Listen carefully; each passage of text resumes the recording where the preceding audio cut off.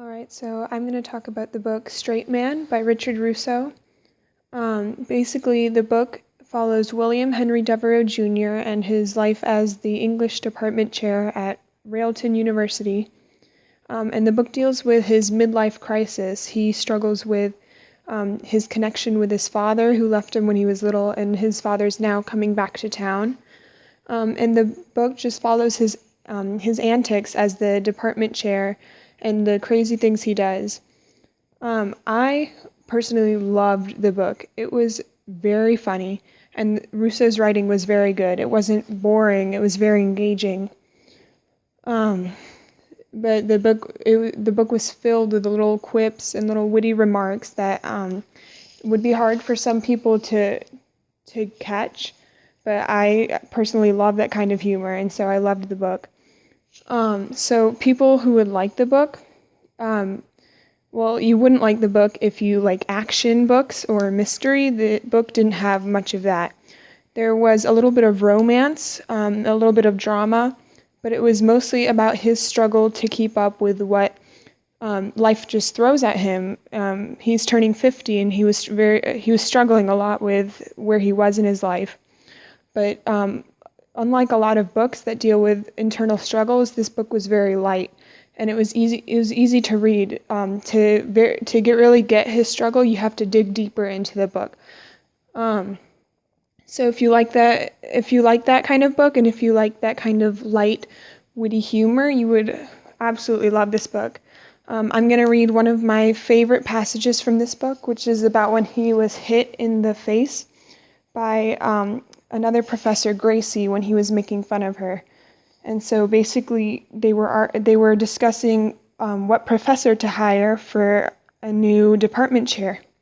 And so they were discussing this Professor Threlkind, which was of the same department as Gracie would be. And so she was trying to get them not to hire him because she wouldn't want competition. And so she said, "I'd also like to point out that the candidate is yet another white male," she concluded, closing her notebook in a gesture of finality. "Do we already have a poet?" I heard William Henry Devereux Jr. inquire innocently. Teddy and June stared at their hands, traces of smiles curling their lips.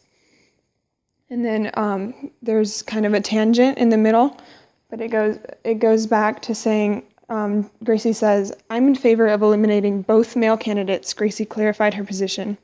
"Just Professor Threlkind, because we don't need another white male, because we don't need another person in 20th century, because we don't need another poet. That's 3 strong reasons, not 1.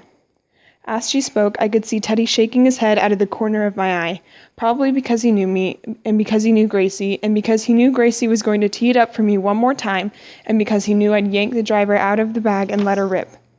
"Who's our first poet?" I asked of no one in particular. "Somebody remind me." The spiral notebook caught me full in the face with enough force to bring tears to my eyes. Everyone, including Finney, who brought to meetings he chaired the emotional equilibrium of a cork in the high seas, looked on bug-eyed. So that's just a little taste of the humor you can get in this book. Again, it's super funny, like just these little tiny remarks. Like later in the book, he's talking with a security guard, and the security guard says, "You need to come in. We've got ourselves a little campus incident is why," Lou explains. "An incident? I'm not authorized to say more at this time.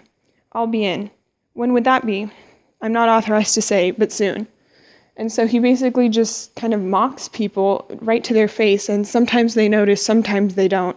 In this case, Gracie noticed. Of course, she hit him in the face, but Lou, in that instance, didn't notice that he was mocking him by saying, "I'm not authorized to say." And so, like, that kind of humor, I just found it so funny. And so, overall, I would give this book 5 stars. And I would absolutely recommend this book to anyone who's looking for a fun, engaging read that can still make you think and make you dig deep into your life and the life of William Henry Devereux Jr.